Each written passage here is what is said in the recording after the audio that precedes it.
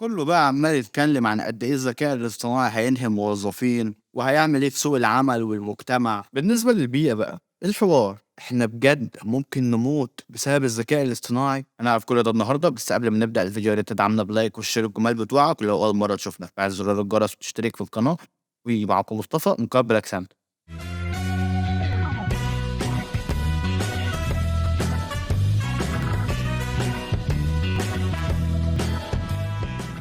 مبدئيًا كده، هو إزاي ممكن يأثّر على البيئة والعالم كلّه؟ وبالمناسبة الكلام دوّة مش جاي من مقالات بس، وجاي كمان من ChatGPT بنفسه.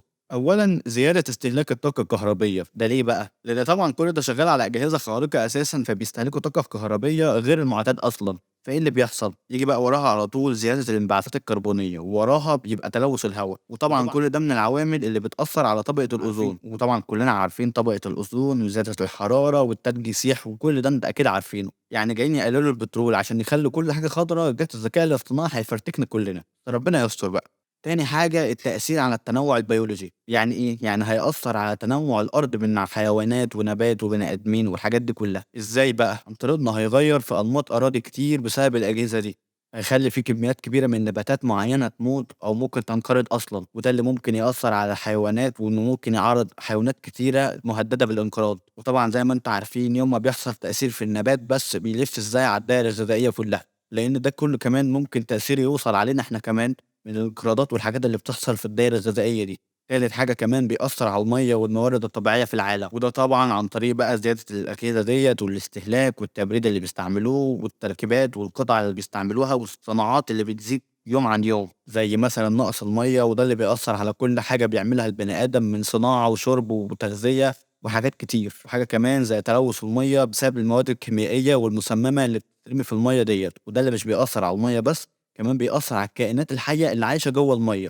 وطبعًا بقى ادّيني كمان في زيادة استهلاك النفط وزيادة استهلاك الغاز، وكل ده طبعًا من العوادم والدنيا ديّة أنت فاهم إيه اللي بيحصل. رابع حاجة كمان بيؤدي للتدمير البيئي، إزاي بقى أو بيعمل إيه؟ طبعًا مع تالت حاجة حصلت وزيادة الاستهلاك هنحس إن الموارد بدأت تقل، هنعمله إيه بقى؟ هوب بقى انزل نقّب ودوّر وشيل أراضي زراعية وشيل غابات وأراضي خضرا، علشان أنا محتاج غاز ونفط أكتر، فهنضطر إن إحنا نشيل الحاجات ديّة عشان نستهلكوا نفط وغاز أكتر وندوّروا عليهم زيادة. وطبعًا بقى هيشيلوا الغابات والأراضي الخضرا دي كلّها عشان برضه يبنوا مقرات جديدة ويبنوا حاجات جديدة أكتر يستهلكوا فيها الذكاء الاصطناعي عشان السيرفرات تستحمل إن الذكاء الاصطناعي يلِف في العالم كلّه.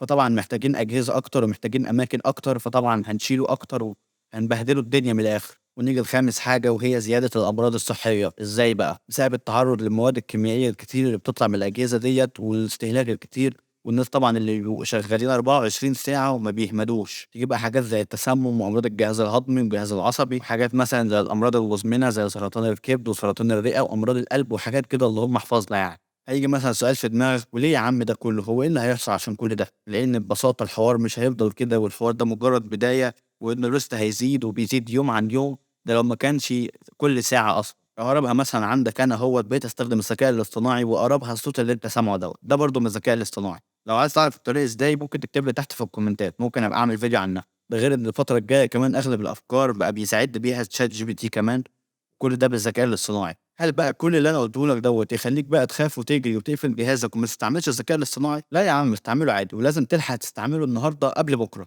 ولازم تلاقي طريقة يساعدك فيها في شغلك ويسهّل عليك حاجات أنت كنت بتعملها. ممكن برضه تعمل في الناس خير وتشيّر لهم الفيديو دوّة، والله تبقى كينج. لإن ببساطة دي مش مشكلتك، لإن بالعقل كده هل تعتقد إن هم قبل ما يعلنوا عن الذكاء الاصطناعي هل ما كانوش عارفين الأضرار دي؟ أكيد كانوا عارفين، وقدّام كمان هيعرفوا يتغلبوا على الأضرار دي إزاي. هيعملوا بقى طاقة نضيفة، إن نعمله بأي حاجة تانية، المهم إن هم يتصرفوا، لإن الحوار أكبر من كده بكتير، ومفيد كتير، كتير الصراحة.